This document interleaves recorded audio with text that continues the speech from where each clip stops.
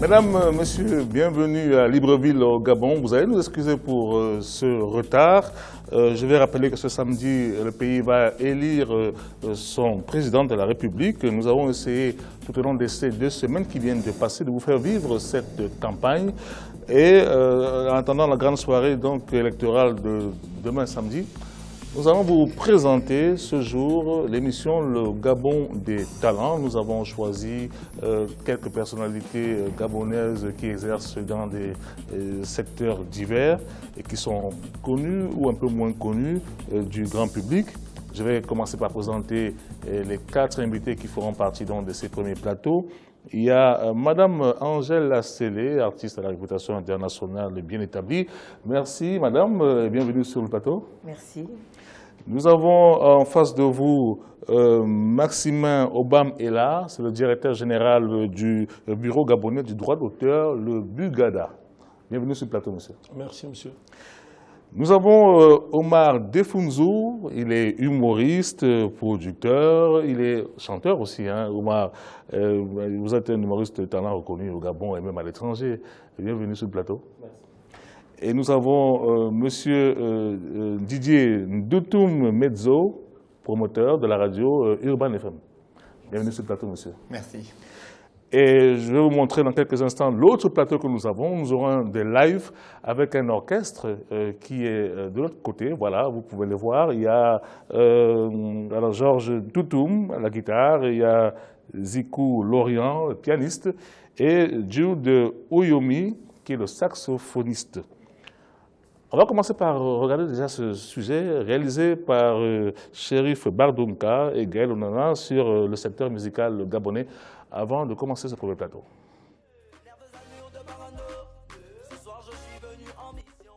Etiboula, Alex Angobouet, Baponga, Koba, M16 ou encore Jirio représentent parmi tant d'autres ces artistes qui œuvrent à développer le secteur musical gabonais. Une industrie qui n'est pas sans difficulté, notamment à cause du manque de politique adaptée pour encadrer le travail des artistes, l'absence de droits d'auteur, la piraterie et la fracture entre la nouvelle et l'ancienne génération musicale. Si la plupart des jeunes artistes s'accordent sur le fait que la musique au Gabon ne paye pas, comment évolue-t-elle donc réellement? Le secteur musical est quand même en difficulté parce qu'il y a très peu d'outils qui sont mis en place pour aider les artistes à se développer.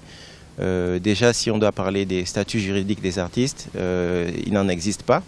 Par exemple, pour ouvrir un compte en banque, je veux dire, un artiste n'a aucun statut juridique qui lui permettrait d'ouvrir un compte en banque comme le ferait un employé dans une société privée. Faire de la musique au Gabon, ça reste encore de la débrouillardise plus qu'un plan de carrière en fait. Générer du revenu grâce à son art, c'est le combat actuel des artistes gabonais. Pour cela, on identifie 2 types de courants. Les artistes de variété et ou de l'ancienne génération qui se focalisent sur la vente de disques, même si très peu fructueuse du fait de la piraterie. Et les jeunes artistes, notamment de musique urbaine, qui se focalisent sur la vente à travers des plateformes de téléchargement en ligne étrangères telles que iTunes. Seul point commun entre ces 2 courants, les concerts. Il reste pour le moment au Gabon le meilleur moyen de se faire du revenu. Le droit d'auteur n'étant pas encore effectif et le statut d'artiste non reconnu comme une profession, il est encore assez difficile d'évoluer aujourd'hui dans ce secteur. Apparemment, il y a des études qui sont en cours pour développer les droits d'auteur au Gabon, mais pour aujourd'hui, il n'y a pas encore eu de résultats concrets en fait. Donc les droits d'auteur n'existent pas encore au Gabon, enfin pas dans le sens qu'on peut l'imaginer. Et donc c'est vraiment pour gagner de l'argent, les artistes doivent plus miser sur les concerts, ce genre de choses, chercher des sponsorings, etc. Le gouvernement a manifesté son intérêt à faire de la musique un secteur porteur. L'arrivée prochaine de l'African Music Institute au Gabon va sans aucun doute donner un peu de fraîcheur au sein de l'industrie culturelle. Fruit d'un partenariat public-privé, ce campus abritera des espaces d'études et de répétition, une salle de spectacle et de concert pour le grand public, un musée, un conservatoire de danse, ainsi qu'un studio d'enregistrement aux meilleurs standards mondiaux. La date exacte de son ouverture n'est pas encore connue, mais il permettra sans doute à la jeunesse gabonaise de développer l'art musical. Alors on vient de suivre ce petit sujet, hein. C'était un sujet juste introductif pour parler du secteur de la musique dans votre pays. Angèle Lassélé, alors naissance dans une famille d'artistes connus, votre tante, Patience Dabani, votre cousin, Ali Bongo Ndiba, c'est aussi un artiste, hein? Oui. Votre père était un amateur de musique. On va dire c'est un artiste à sa façon. Il a un orchestre, il avait un orchestre à l'époque très connu, les Diablotins. D'ailleurs, c'est avec eux que j'ai commencé la scène. En quelle année? Moi, j'ai commencé en 84-85. J'ai sorti mon premier album en 84-85. C'est une passion, on va dire, c'est inné. Vous êtes né dans ce milieu-là? Oui, moi je crois. Je dis souvent aux gens, quand ils me posent la question, je dis, vous savez, lorsqu'une maman met au monde son enfant, le bébé, il pleure. Les médecins, le bébé pousse un cri à la naissance. Mais moi, je crois que j'ai dû pousser une mélodie, une chansonnette, parce que c'est dans le sang. J'ai jamais été dans une école professionnelle pour apprendre à chanter. Je chante, j'ai envie de dire, depuis le ventre de ma mère, donc c'est vraiment dans le sang. Et votre père avait un cabaret aussi, non? C'est là où il a toujours un cabaret, toujours un cabaret. Cabaret des artistes, oui. Monsieur Obamela, je pense que vous connaissez ce cabaret, la réputation de l'orchestre du général Asselé. Bien sûr, tous ceux qui ont grandi ici à Libreville, et en particulier, et sur l'étendue du territoire national, savent justement la très grande activité artistique et culturelle menée par M. Asselé. Les Diablotins dont elle parlait à l'époque, nous avons vécu justement les grands moments de cet orchestre-là. Nous avons vu également comment il a soutenu un certain nombre d'artistes sur le territoire national. Donc le cabaret des artistes, la boîte de nuit Évasion, un ensemble de structures qui ont contribué justement à le studio d'enregistrement. L'éclosion de la musique gabonaise. Oui. Bien sûr. Le studio d'enregistrement, Mademba, à l'époque. Voilà. Donc vraiment tout était réuni pour permettre aux artistes, donner la possibilité aux artistes de s'exprimer, de s'épanouir. C'est comme ça que vous avez commencé. Donc votre carrière, si vous pouvez la résumer. Alors ma carrière, elle a commencé, j'ai envie de dire, oui, en 84, parce que c'est en 84 que j'ai sorti mon premier album, 84-85. Mais on me découvre ce talent en Europe, en France. J'apprenais à l'époque en France, l'école primaire, j'ai fait toute mon enfance primaire en France. Et il y avait des matières comme, le français faisait partie des matières comme les maths, l'anglais, plutôt la musique faisait partie des matières comme le français, les maths, etc. Et lors d'un examen de musique, eh ben, mon professeur était tellement émerveillé qu'ils avaient voulu me garder là-bas en Europe, me donner la nationalité pour que je m'inscrire au Conservatoire de Paris, pour que je fasse de la musique là-bas. Mais j'étais encore très très jeune et mon père a refusé. Voilà, il a refusé. Donc je suis rentrée à Libreville et comment est-ce que je rentre en studio? Mon père était en studio avec ses musiciens, les Diablotins, et il y avait le chanteur lead qui était malade. Et il fallait absolument mettre sa partie de chant. Il fallait. Alors il a réfléchi. C'est pour un album, hein? Oui, oui, voilà. L'album des Diablotins. Parce que le master devait aller en France. À l'époque, on n'avait pas encore tous les appareils pour mixer, pour vraiment tout faire sur place. Donc on envoyait le master en France. Et puis bon, et il y avait un délai. Il fallait absolument le faire. Et j'étais tranquillement à la maison. Mon père a envoyé son aide de camp me chercher. Quand j'arrive au studio, il me dit, maman, écoute, je suis embêtée, je ne sais pas, Malao, que Dieu ait son âme, est malade, il ne peut pas chanter, il faut absolument que je termine ça aujourd'hui. J'ai dit, bon, mais écoutez, je vais essayer. Alors, on m'a fait écouter la chanson. Quand je suis rentrée dans la cabine de chant, et que j'ai chanté comme ça. Alors, le truc, c'est quoi? C'est quand les musiciens m'ont vu arriver. C'est vrai que là, j'ai de la chair, hein, Omar. J'étais un petit bout de femme comme ça. Vous avez quel âge à l'époque? J'avais, je crois, 15-16 ans. Voilà. J'étais vraiment un squelette, un petit squelette. Alors, ils se sont dit que, mon Dieu, mais le général aussi, vraiment, tout ça, c'est parce que c'est sa fille. Elle va nous sortir quoi, là? Mais quand je suis rentrée dans la cabine et que j'ai poussé le son, comme on dit, et quand je suis ressortie, ils étaient tous là comme ça et tout. Et c'est comme ça que vous avez débuté le premier album, en fait. Alors, j'ai débuté comment? C'est-à-dire que lorsque l'album des Diablotins est sorti et que les journalistes ont entendu cette voix, les gens ont cherché à savoir qui chantait. Mais c'est qui cette voix-là? C'est qui? Et c'est comme ça que mon père, qui, très protecteur, ne voulait pas d'abord me livrer, a dit non, c'est ma fille. Ah bon, et tout. Donc on a fait un essai. On a fait un essai avec Espérancia. C'est la première chanson, toujours dans l'orchestre, l'album des Diablotins, qui ont changé de nom après les Mademba Stars, que j'ai fait une chanson entière, parce que j'étais venue faire un bout, et c'est cette chanson en fait qui m'a révélé et qui m'a lancé au devant de la scène. Vous connaissez la carrière de... Il y a maman, Espérance. J'étais petit comme ça, en fait moi je suis un peu... J'ai suivi, je ne peux pas dire que j'ai suivi sa carrière parce que j'étais plus petit, mais j'avais des grands frères qui étaient musiciens. Et donc, on vivait dans une maison où il y avait de la musique tous les jours. Donc, on a découvert Angèle Assélé. Je pense à l'époque, mon père, il est affecté à Port-Gentil. On est dans les années 86. C'est là où je commence à connaître Angèle Assélé. Ça correspond d'ailleurs à ses débuts. À mes débuts, voilà. Alors, Omar, sur sa carrière, je ne vous présente pas Angèle Assélé. Vous n'avez pas limité, hein, parce que je rappelle qu'Omar a la particularité d'imiter tout le monde. C'est un honneur de me retrouver à côté de ma grande sœur parce que j'ai été longtemps fan. Nous, on la voyait seulement à la télé.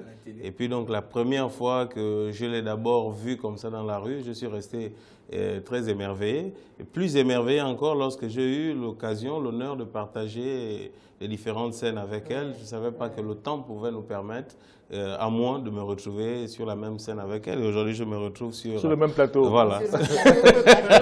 Mais c'est combien d'albums, Angèle Assélé, à votre actif? C'est 30 ans de carrière déjà. Hein? Oui. 30 ans de carrière. Je suis à 8 albums.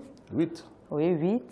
L'avant-dernier album, après l'avant-dernier album, j'ai mis, j'ai envie de dire, une dizaine d'années. 8 en 9 ans. Ah, mais je vois ici de 86 à 98. Hein? Non. 98 à il y a 2 ans maintenant que j'ai sorti le dernier album. Donc ça a fait à peu près 9 ans, 10 ans.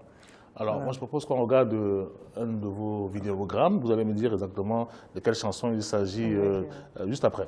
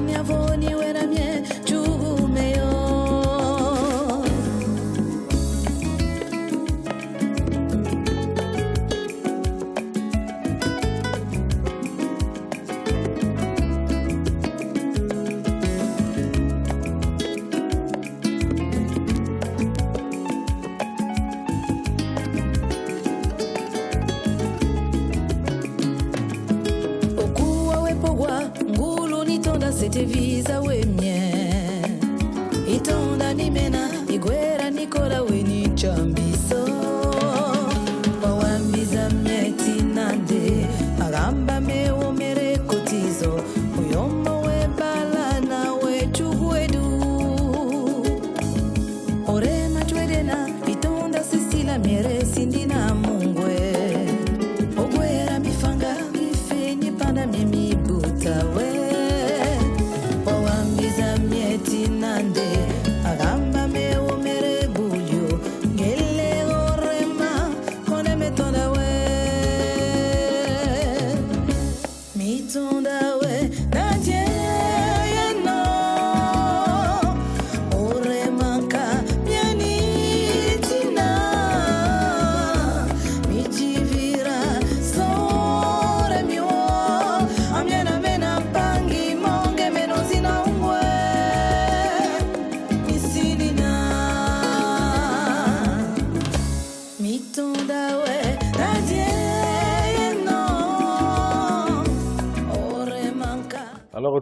plateau avec Nitondawe. Oui, Nitondawe, je t'aime. Je t'aime en langue... En langue bien-aimée. Alors, la particularité de cette chanson, c'est que c'est une chanson qui a été écrite, paroles et musique, par un autre artiste, un de mes petits frères que j'aime énormément, Landry Fouta. Landry Fouta. Voilà. Ça, c'est le dernier album, hein? Oui, c'est dans le dernier album Essentiel. Qui est sorti en quelle année? Qui est sorti il y a maintenant bientôt 2 ans, hein, bientôt 2 ans, 1 an et... 2014, hein? Oui. Il a bien marché ici au Gabon, j'imagine. Oui, en fait, il est sorti à un moment où, à une période où il y avait des élections pas présidentielles, législatives. Donc, on est encore en train de faire la promotion. Voilà. C'est très intéressant. Voilà. C'est très intéressant parce que on a souvent des textes qui sont rédigés par d'autres personnes et les artistes les interprètent. Nous appelons ça les auteurs interprètent des chansons. Donc, en matière de droit d'auteur, il faut se partager les parts. Et il est bon de signaler que telle personne, justement, est auteur du texte que j'ai interprété. Il en est ainsi pour, par exemple, Jody Hallyday qui a... C'est ce qu'on appelle les droits voisins? Non. Ce n'est pas les droits voisins. Non, nous ne sommes pas encore dans les droits voisins. On n'est pas encore dans les droits voisins. Okay. Voilà. Oui. En fait, il me l'a offerte, hein, cette chanson. Il l'a écrite pour moi. Ah, il l'a écrite pour vous? Oui, il m'avait promis ça depuis. Donc, lorsque j'étais en train de faire cet album, je lui ai dit, Landry, attention à ta promesse, hein, c'est pas... Il me dit, il est même venu en studio, il a été là, il a travaillé avec moi en studio et il me l'a offerte. En fait, voilà, il m'a offert cette chanson. Alors, je rappelle aussi que vous êtes très connu à l'étranger. Hein. Oui. C'est à quel moment que votre carrière internationale a pu décoller? Alors, ça fait longtemps, hein.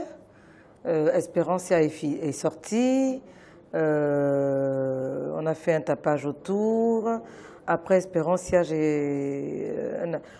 lorsque Espérancia la mayonnaise a pris avec Espérancia, je pense qu'on a sorti l'album Amour sans frontières. Après toi, en amour mes chers parents, il n'y a pas de frontières. Laissez-moi épouser la personne de ma vie, ne me forcez pas la main. Ça aussi, ça a pris... En fait, celle que je connais, moi je connais, c'est Associé. C'est malheureux mon associé, voilà. Tu m'as déçu, oh maman. Mais celle-là, par contre, elle a bien marché sur le plan international. Oui, ça c'est l'album avant Feeling Love, donc le troisième en partant par la fin. Donc il y a Essentiel, Feeling Love, et l'album associé, où il y a Associé dedans qui... En même temps, vous jouez un rôle d'ambassadrice. Ambassadeur de l'UNESCO pour la paix, oui. De l'UNESCO pour la paix, c'est un rôle que vous jouez à temps partiel? Oui, en fait, c'est un titre qu'on nous a donné parce que à une époque donnée, l'UNESCO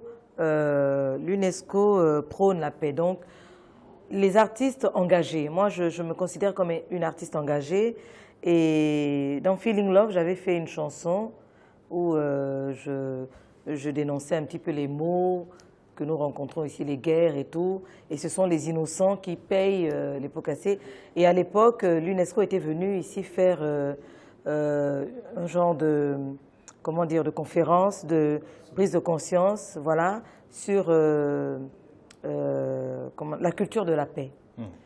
Et certains artistes ont participé à cela, et Federico Mayor a décidé que, bon, ben, il nous a décerné ce titre que j'étais allé chercher en France. Alors, Federico Mayor, je rappelle, c'était l'ancien directeur général de l'UNESCO. Oui.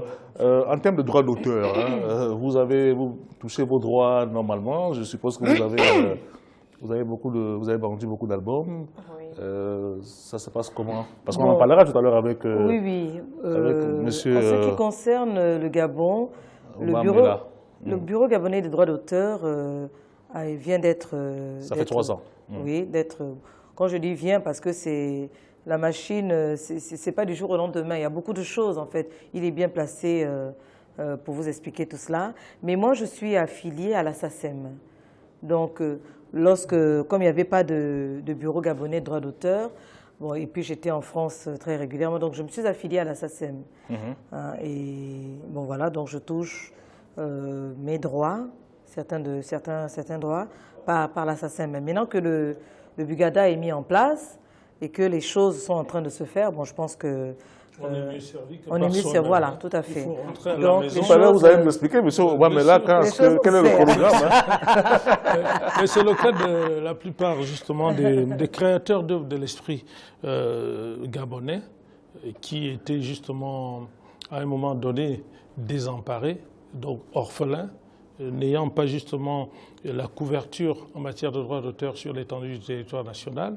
Ils ont sollicité les organismes de gestion collective qui étaient placés à l'extérieur du pays. On aura l'occasion d'en parler dans quelques minutes. Je voudrais juste qu'on puisse rejoindre l'orchestre qui se trouve sur l'autre plateau en extérieur, Georges Toutoum, le guitariste, qui est avec le pianiste Zikou Lorian, et seront accompagnés donc de Jude Oyomi, le saxophoniste. Georges Toutoum. Bonsoir. Est-ce qu'on a le retour de Georges? Voilà, vous pouvez y aller, hein, c'est plus simple comme ça. On va y aller.